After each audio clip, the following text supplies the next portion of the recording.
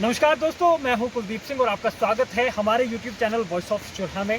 तो दोस्तों, स्वर्गढ़ के युवा हमारे साथ चंचल जी मौजूद हैं और इनसे जो है वो हम विस्तृत जानकारी हासिल करेंगे इस क्षेत्र के बारे में। दोस्तों, ये क्षेत्र जो है वो काफ़ी ठंडा क्षेत्र है और अभी मुझे ठंड हो रही है, लेकिन मैं इनकी बात करूँ तो इन्होंने जो अभी टी शर्ट पहना है। तो दोस्तों, इस क्षेत्र के बारे में बातचीत शुरू करने से पहले मैं आपको बता दूं कि इस क्षेत्र से जो लोग होते हैं इस क्षेत्र के, वो काफ़ी मेहनती होते हैं। चुराहा क्षेत्र के मैक्सिमम इलाकों की बात करूं तो हमारी जो गांव की लाइफ होती है वो काफ़ी उतार चढ़ाव वाली रहती है और काफ़ी दिक्कतें के सामना हमें करना पड़ता है, क्योंकि दुर्गम क्षेत्र से हम आते हैं। सर बिल्कुल है ना।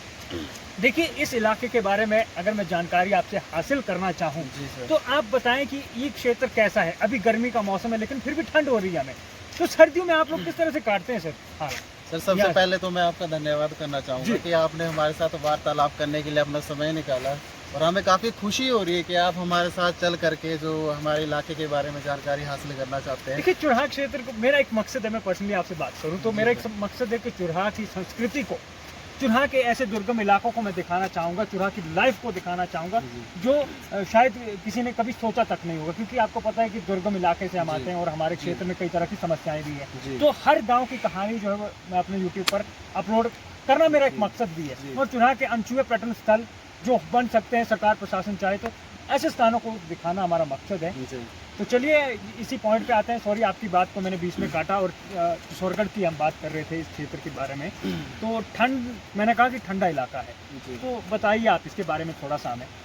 सर, मैं आपको एक चीज़ बताना चाहूँगा। बेशक ये थोड़ा ठंडा इलाका है, पर जो यहाँ के लोगों का जो जोश और जो हमें गर्मी देखने को मिलती है, उसके सामने ये ठंड मैं मानता हूँ कुछ नहीं। देखो, मैं खुद हैरान हूँ क्योंकि गर्मी के इस मौसम में देखिए इतनी ठंड का एहसास होना। जी बिल्कुल। क्योंकि अभी जो है वो गर्मी के मौसम, अगर मैं अपने क्षेत्र की बात करूँ तो एक दो दिन में जब ये धूप लगेगी तो इतनी ज़्यादा गर्मी हो जाती है, तो हमें गर्मी में दिन काटना बड़ा मुश्किल हो जाता है। लेकिन आपके लिए तो ये नेचुरल है और जन्नत के समान। जी बिल्कुल जी। तो सर, यहाँ पे जो है परिस्थिति के अकॉर्डिंग ढलना ही हिमाचलियों का मेन मकसद होता है। यहाँ के लिए ये मैं मानता हूँ कि कोई नई बात नहीं कि मौसम थोड़ा चेंज हो रहा है। मुझे दुख इस बात का नहीं कि मौसम चेंज हो रहा है, बस थोड़ा सा फर्क कितना सा पड़ा है सर। जैसे बीते कुछ दिनों में आपने देखा है कि चुराहा में और मत्स्य चंबा में मूसलाधार बारिश और ओले पड़ रहे हैं। इसकी वजह से सर हमारे एक छोटा बच्चा और बड़ा से बड़ा बुजुर्ग जो अपने पेड़ पौधे, सेब, मक्की वगैरह जो ये सारी खेती किया करते थे, वहाँ सर कुछ इतना बड़ा नुकसान हो गया है कि मैं आपको बता नहीं सकता। किसानों की रातों की नींदें उड़ी हुई है, क्योंकि जिस तरीके से ये वेदर चेंज हुआ है और जिस तरीके से फसलों को नुकसान हुआ है, मैं मानता हूँ कि शायद इसकी भरपाई होना सर काफ़ी मुश्किल है। मैं आपको एक चीज़ और बताना चाहता हूँ सर। हमारे गांव में कई सारे इलाके हैं, खासकर में एक गदेओ एक जगह पड़ती है सर। वहाँ मुझे सुनने में आया कि उन लोगों ने एक बार बीज बोया मक्के का, उसके बाद फिर मूसलाधार बारिश हुई, उसके बाद दोबारा से उन्होंने जो उस बीज को बोया, फिर मूसलाधार बारिश हुई।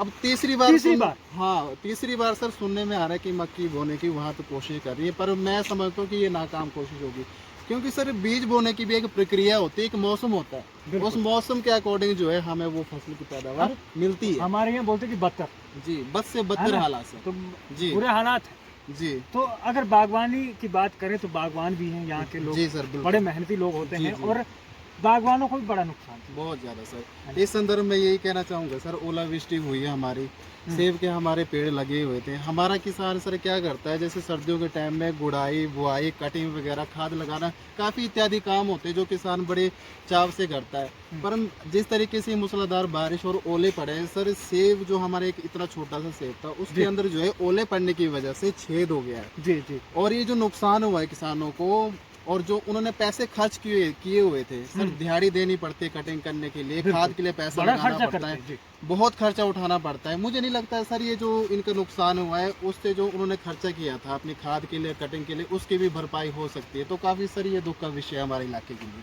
देखिए, आपकी पर्सनल लाइफ पे आना चाहूँगा, अगर आप अनुमति देंगे तो। बिल्कुल सर, अनुमति है सर। हमें खुशी है आप पर्सनल लाइफ के बारे में। देखिए, हर किसी का स्ट्रगल होता है, हर कोई संघर्ष अपनी लाइफ में करता है। तो आपकी लाइफ के बारे में हम जानना चाहेंगे। आप सबसे पहले आप इतना बता दीजिए कि आपकी उम्र जो कितनी है? सर, मैं अभी 26 साल का हो गया हूँ। तो पढ़ाई में आपने क्या कुछ किया? सर, मैं आपको बताना चाहूँगा, मैंने 12th किया, उसके बाद मैंने पॉलिटेक किया है गुरदासपुर कॉलेज पंजाब से, उसके बाद मैंने ITI भी की हुई है, मैं आपको बताना भूल गया।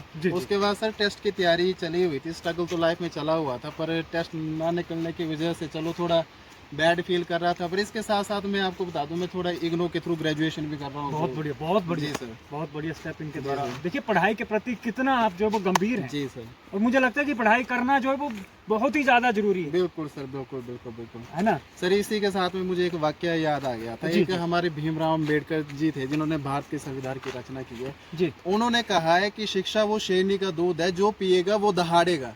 इसलिए बिल्कुल। मेरा आपके चैनल के माध्यम से भी यही अनुरोध है कि जो इस वीडियो को देख रहे हैं वो थोड़ा पढ़ाई के प्रति, अपने माँ बाप के प्रति, अपने स्ट्रगल के प्रति थोड़ा रुचि अपनी किताबों की तरफ बढ़ाए रखें, ताकि जो ये शेरनी का दूध है हर कोई पिए और हर कोई दहाड़े। बिल्कुल बहुत बढ़िया बात इन्होंने बिल्कुल कही। सर। और देखिए पढ़े लिखे व्यक्ति की एक पहचान जो होती है वो काफी यूनिक होती है। जी। तो इनके शब्दों से हमें लग रहा है कि कहीं ना कहीं लाइफ में ये जरूर सक्सेस होंगे, क्योंकि पढ़ाई से इनका नाता जो है वो लगातार बना हुआ है। हम तो भगवान से यही प्रे करेंगे कि जल्द से जल्द आप जो चाहते हैं वो आपको मिले। बहुत बहुत धन्यवाद सर। देखिए लोग जो है वो जब सक्सेस हो जाते हैं तो कई लोग जो है उनके पीछे पड़ जाते हैं फिर कि आपने सक्सेस कैसे हासिल की। लेकिन आप अभी स्ट्रगल कर रहे हैं और स्ट्रगल के दिनों को आपके हम इसलिए यूट्यूब चैनल पर जो है वो डाल रहे हैं ताकि और युवा भी पढ़ाई के लिए प्रेरित हो। और जो आपने इस क्षेत्र के बारे में हमें जानकारी दी है वो काफ़ी जो है वो अच्छी जानकारी आपने दी है, ताकि लोग भी इस क्षेत्र के बारे में जान पाएँ। हमारे साथ मौजूद थे और इन्होंने बड़ी अच्छी वार्तालाप हमारे साथ की है। दोस्तों ये भी चुराहा से हैं, कल परसों को ये सक्सेस होंगे, उसके बाद भी मैं आपका इंटरव्यू करूंगा इसी चैनल के माध्यम से। मैं आपको दिखाऊंगा कि उस समय जो है जब ये स्ट्रगलिंग जब दौर था इनका, तो इस टाइम जो है इनके हालात कैसे थे। और हम ईश्वर से यही प्रार्थना करते हैं कि आपको बहुत जल्द जो सक्सेस मिल जाए। और आपका बहुत बहुत धन्यवाद। आज आपने हमें अपना कीमती समय दिया, आपका बहुत बहुत शुक्रिया। बहुत धन्यवाद। बहुत बहुत धन्यवाद।